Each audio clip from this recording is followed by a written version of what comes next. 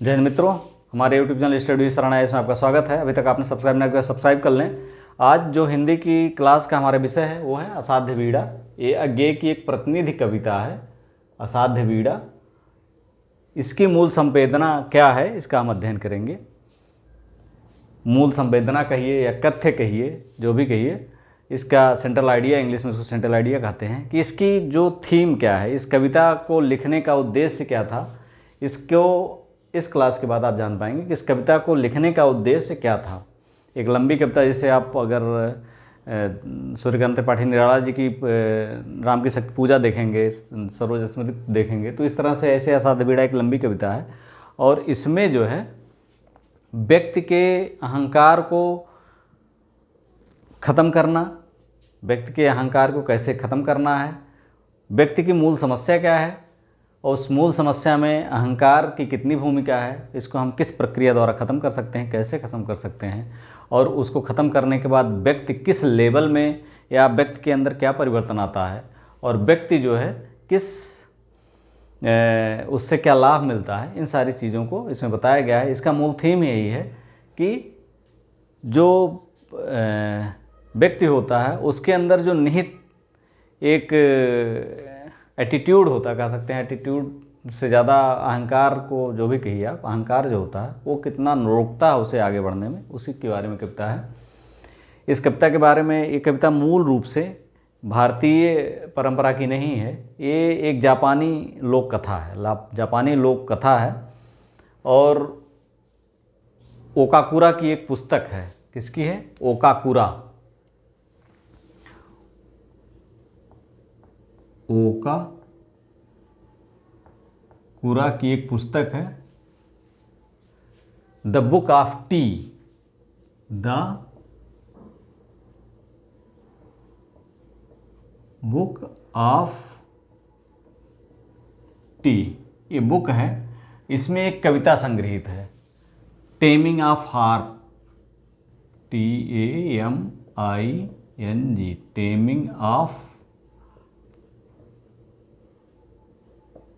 Taming of harp, यानी Okakura की पुस्तक है द बुक ऑफ टी। इसमें एक कविता संग्रहित है, द टेमिंग ऑफ हार्प।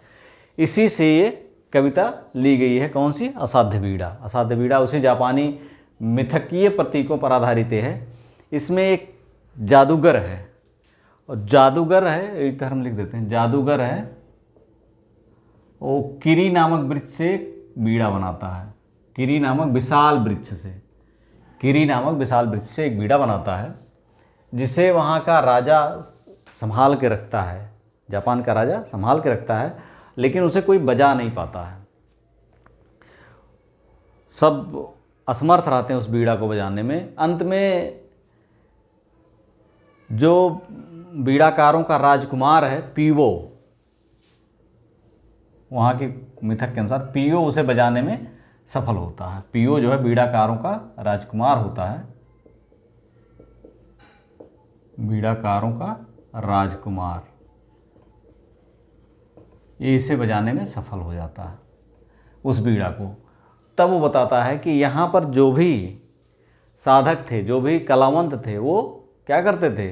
वो अपनी बात कहते थे, उन्हें सुनने की आदत नहीं थी, वो अपनी बात कहते थे। लेकिन यहाँ पर पीओ ने अपनी बात ना कह करके वाद्यंत्र की बात सुनी, और स्वयं साधने में, बीड़ा को साधने में उसे ये भूल गया कि वो वाद्यंत्र है, वाद्यंत्र वो है, वाद्यंत्र पीओ में है या पीओ वाद्यंत्र में है। ये दोनों चीज़ें एक दूसरे गड्ढमड्ढ हो जाती हैं, एक दूसरे में समाहित हो जाती हैं, तभी वो बीड़ा को बजा पाता है। यहाँ पर प्रतीक रूप से समझिए कि जैसे अहंकार होता है, अहंकार जब तक शरीर में रहता है तब तक वो किसी के साथ विलयन होने से रोकता है। अगर हम जा रहे हैं किसी से, ऐसे सुनिए, समझिए, किसी से बात कर रहे हैं, तो अगर हमारे अंदर अहंकार है तो हम उसको जिस लहजे में बात करेंगे अगला तुरंत समझ जाएगा। हम उसके बाद वो चीज़ें, जो अपनापन होता है, अपनत्व होता है, हृदय से हृदय मिलने की जो बात होती है, वो नहीं हो सकती है। लेकिन जब हम उस अहंकार का विलयन करते हैं, एक प्रक्रिया जो होती है, उसके बाद जो है आसानी से कोई भी चीज़ हम कर सकते हैं, उससे करवा सकते हैं सामने वाले से। अगर अपने अहंकार का विलयन हम कर देते हैं तो सामने वाले से कोई भी काम करवा सकते हैं। जो भी उससे कहेंगे तो वो तुरंत तत्काल राजी हो जाए करने के लिए। और वाद्य यंत्र बजने का मतलब यही है कि हमारे कहने पर कोई अगला कुछ कर दे, तो वो तभी करेगा जब आपके अहंकार का विलयन होगा, आप आत्मनिवेदन के भाव से उसके सामने प्रस्तुत होंगे, तभी ये विलयन होगा। यहाँ पर मूल संवेदना की अगर बात की जाए, असाध्य पीड़ा की मूल संवेदना, तो एक तो ये जापानी परिवेश की कथा है और दूसरे मिथकीय प्रतीकों पर आधारित है, तो इसलिए बड़ी जटिल समस्या है इसकी मूल संवेदना को निर्धारित करना। इसकी मूल संवेदना को निर्धारित करना बहुत जटिल समस्या है। और इसीलिए सारे जो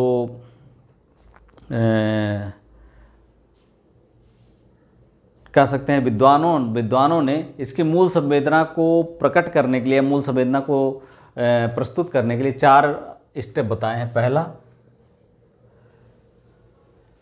यहाँ पर लिख देते हैं, पहला है सृजन की समस्या, दूसरा सृजन की अर्हता,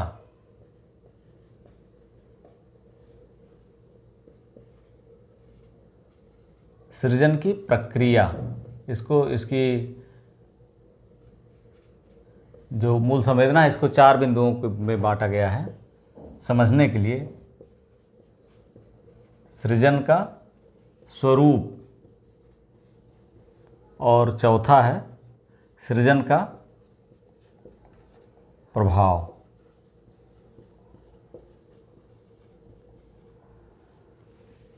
सृजन की अर्हता क्या है, मतलब सृजन, यहाँ देख लीजिए मूल संवेदना असाध्य बीड़ा की क्या है, बीड़ा बजाना है।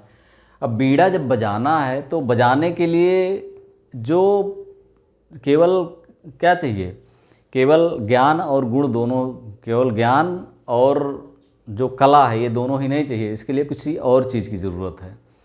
किसी के अंदर अगर अहंकार भरा हुआ है, उसके पास कितना भी ज्ञान हो और कितनी भी कला हो, सामने वाला उसे वितृष्णा के भाव से ही देखेगा, उसे घृणा के भाव से देखेगा, उसे कलावंत या ज्ञानी पुरुष की तरह से उसे नहीं देखेगा। तो यहाँ पर सृजन की अर्हता क्या होनी चाहिए कि जो समस्या है, समस्या की पहचान होनी चाहिए। समस्या क्या है, समस्या क्या है, तो समस्या यहाँ पर क्या है, लोगों का आत्मनिवेदन के भाव से प्रस्तुत ना होना, और दूसरा क्या है कि अहंकार से भरा होना। सृजन की प्रक्रिया, प्रक्रिया क्या है, अहंकार का विलयन, अहंकार को समाप्त करो, तो वो प्रक्रिया हो गई। सृजन का स्वरूप, स्वरूप क्या होता है, स्वरूप मतलब जब भी आपके अहंकार का विलयन होगा, किसी के अहंकार का विलयन होगा, तो उसे अतीव आत्मिक सुख की अनुभूति की प्राप्ति होगी। वो सोचेगा कि हम व्यर्थ के झमेलों में, व्यर्थ के एक आवरण ओढ़ करके हम पड़े हुए थे, वो चीज़ें अब नहीं हैं, तो वो अपने आप को उन्मुक्त, ईश्वर में लीन, या कह सकते हैं कि प्रकृति के साथ वो तारतम्य होता हुआ दिखाई देगा। वो ऐसा लगेगा प्रकृति वो है, वो प्रकृति है, प्रकृति उसमें है और वो प्रकृति में है, ऐसा लगेगा, खुद ही आदमी महसूस करता है। और सृजन का प्रभाव जानते हैं कि जिस लेवल का हम अपने अहंकार को त्याग करेंगे, सृजन का प्रभाव उतना ही व्यापक हमारे मन पे होगा। ये व्यक्ति व्यक्ति में अलग अलग होगा। जाकी रही भावना जैसी, प्रभु मूरत देखी तिन तैसी। अब एक एक करके देखते हैं सृजन की प्रक्रिया, सृजन की अर्हता। यहाँ पर राजा जो है जापान का, वो कहता है कि जो बीड़ा है इसको बजाने के लिए मैंने मुनादी कर दी, लेकिन कोई इसे बजाने में कामयाब नहीं हुआ। कहता है मेरे हार गए, ये पहला है सृजन की अर्हता। मेरे हार गए सब जाने माने कलावंत। मेरे हार गए सब जाने माने कलावंत, समझ रहे हैं, मेरे हार गए सब जाने माने कलावंत, सबकी विद्या हो गई अकारथ दर्पचूर। सबकी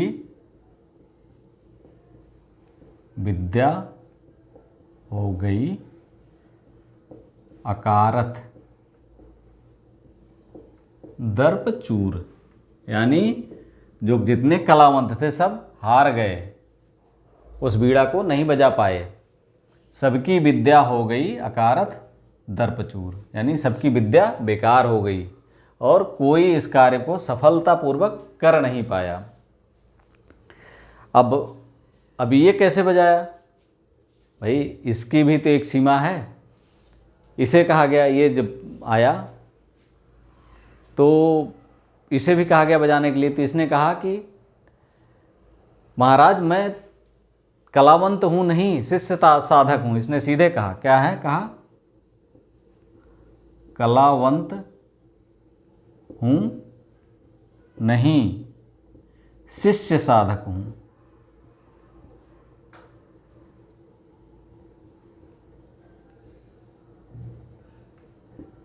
मैं कैसे बजा सकता हूं? लेकिन यहाँ पर जो अहंकार है, अहंकार की यहाँ पर बीड़ा को बजाने के लिए जो अर्हता थी वो क्या थी? केवल ज्ञान और वो नहीं था, ज्ञान और कला ही नहीं थी। क्या थी? एक और गुण चाहिए था, कुछ और, वो था प्रियम्बद के पास, और वो क्या था? अहंकार का विलयन और आत्मनिवेदन का भाव, आत्मनिवेदन का भाव। ये दो चीज़ें प्रियम्बद में थी। लेकिन फिर भी वो देखिए कितने सटीकता से, कलावंत हूँ नहीं, शिष्य साधक हूँ। दूसरा कोई कहता, आया है, राजा ने मौका दिया है तो सबसे बड़े कलाकार हम ही हैं, हम इस बीड़ा को बजा देंगे। इस बीड़ा में क्या है, हम तो मैंने सारे बीड़ा बजाए हैं। मतलब उसके अंदर का अहंकार जरूर भागता क्योंकि राजा ने उसे बुलाया है। लेकिन यहाँ इसने सीधे कहा, कलावंत हूँ नहीं, शिष्य साधक हूँ, मैं कैसे बजा सकता हूँ। अब दूसरा बिंदु यहाँ पर आती है, सृजन की प्रक्रिया। प्रक्रिया क्या है? आत्मनिवेदन का भाव। आपने बताया नहीं क्या है? आत्मनिवेदन का भाव और अहंकार का विलयन।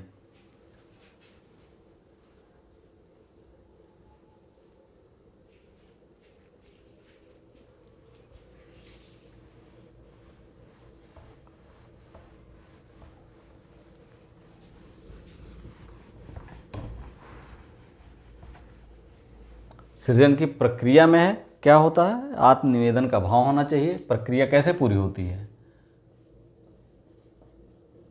आत्मनिवेदन का भाव और अहंकार का विलयन। यानी अगर हमें कुछ पाना है तो क्या होगा? हमें आत्मनिवेदन के भाव को व्यक्त करना है और दूसरा अहंकार को त्यागना पड़ेगा। अगर हमें किसी टीचर से, किसी अध्यापक से अगर कुछ शिक्षा प्राप्त करनी है, अगर कहेंगे हम बहुत बड़े विद्वान हैं, तो टीचर सिखाने में पूरी जो उसे सिखाना चाहिए हो सकता ना बताए, अपनी फॉर्मेलिटी पूरा करके चला जाए। लेकिन जब भी हम देखेंगे उसके सामने अज्ञानी बनने का, या अज्ञानी बनने का नहीं, अब जो भी ज्ञान है, या सही से सटीकता से, बिना अहंकार के, हम बिना एटीट्यूड के, बिना अपने गर्व की अनुभूति कराए हम उसको, उसके साथ अपनी बात रखेंगे तो निश्चित तौर पे हमें ज़्यादा लाभ होगा। तो आत्मनिवेदन का भाव और अहंकार का विलयन सृजन की प्रक्रिया है। इसमें सीधा सीधा वो कहता है, पर उस स्पंदित सन्नाटे में मौन प्रियम्बद साध रहा था बीड़ा। पर उस स्पंदित सन्नाटे में मौन प्रियम्बद साध रहा था बीड़ा।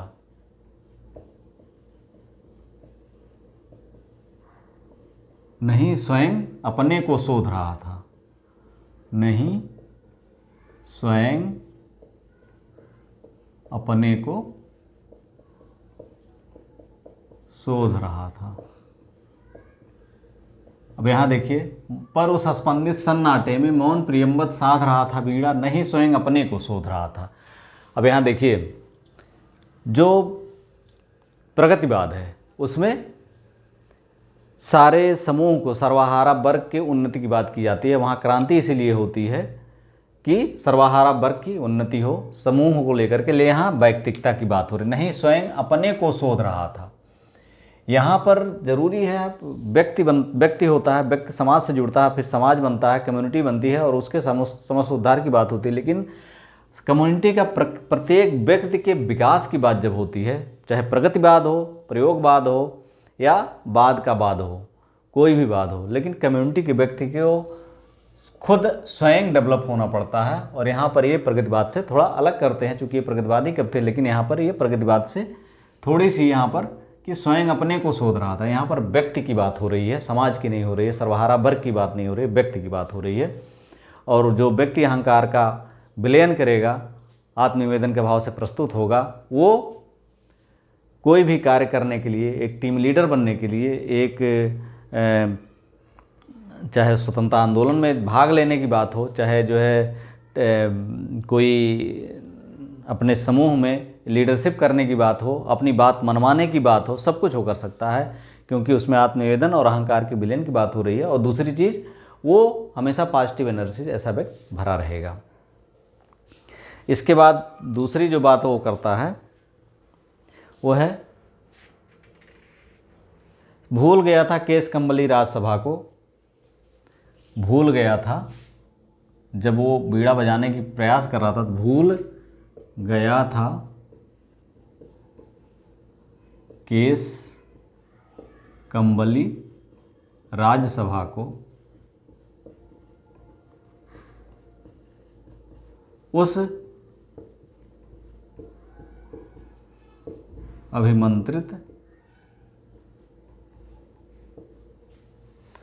अभिमंत्रित एक अकेलेपन में डूब गया था। उस अभिमंत्रित एक अकेलेपन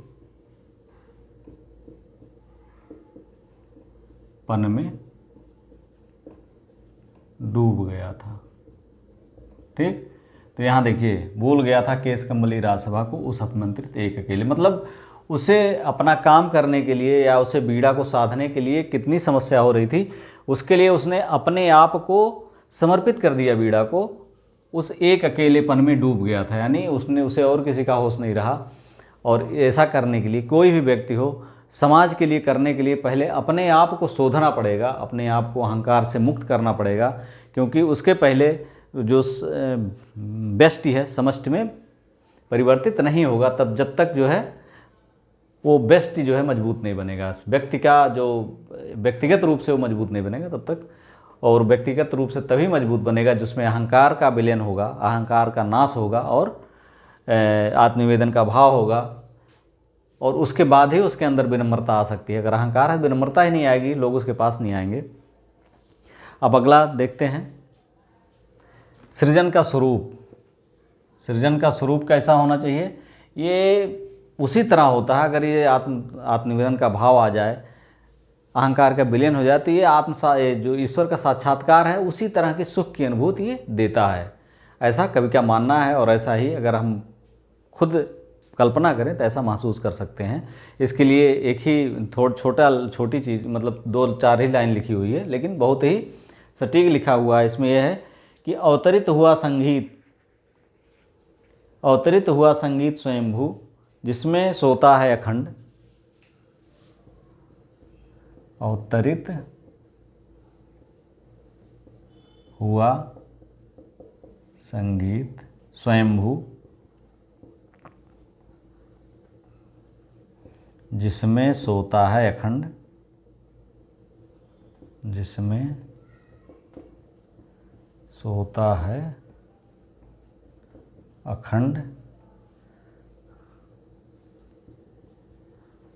ब्रह्म का मौन अशेष प्रभामय, अशेष प्रभामय।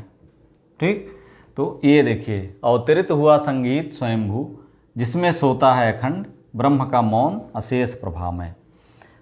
अब ये देखिए, मतलब वो जो अनुभूति है वो कितनी अलौकिक है, इस 4 लाइन से आप स्पष्ट रूप से देख सकते हैं। अब सृजन का स्वरूप हो गया, अब सृजन का प्रभाव, सृजन का प्रभाव यहाँ से आप देख लीजिए।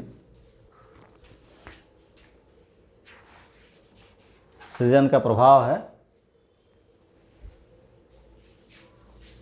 यहीं लिख देते हैं, इसको मिटा देते हैं।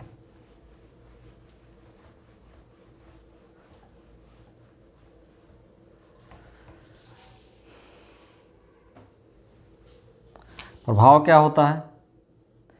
अब देखिए, अहंकार का विलयन अगर करना है, आत्मनिवेदन का भाव, विनम्रता आती है, तो व्यक्ति में अलग अलग स्तर पर अलग अलग लेवल पर आती है।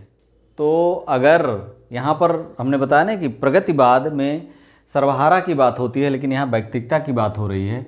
और यहाँ पर है सीधा, डूब गए सब एक साथ, डूब गए सब एक साथ, यानी संगीत में बीड़ा के सब एक साथ डूबे, लेकिन अलग अलग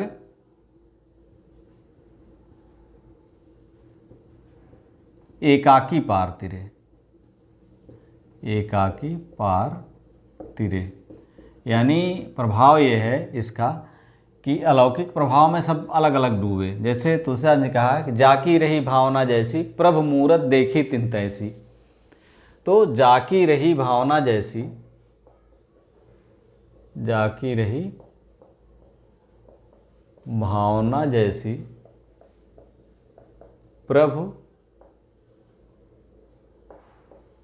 मूरत देखी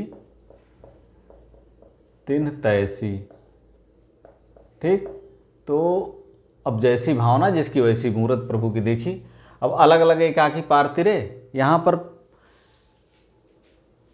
हमने बताया कि जैसे अहंकार का विलयन हुआ, आत्मनिवेदन का भाव किस लेवल में विनम्रता है, उसी तरह से व्यक्ति का समाज में स्थान निर्धारित होता है। और उसी तरह से वो समाज में अपने जो उसका योगदान होता है समाज में, समाज के लिए, देश के लिए, उसी स्तर पे करता है। महात्मा गांधी बन पाए, लेकिन बाकी अहिंसा और उसका पाठ, अहिंसा और बाकी चीज़ों के लिए करने वाले लोग उस लेवल तक नहीं जा पाए और नीचे लेवल तक रह गए। लेकिन उन्होंने किया, लेकिन वही है कि अहंकार का विलयन, बाकी चीज़ें जो है वो उस लेवल तक नहीं पहुंचा पाए।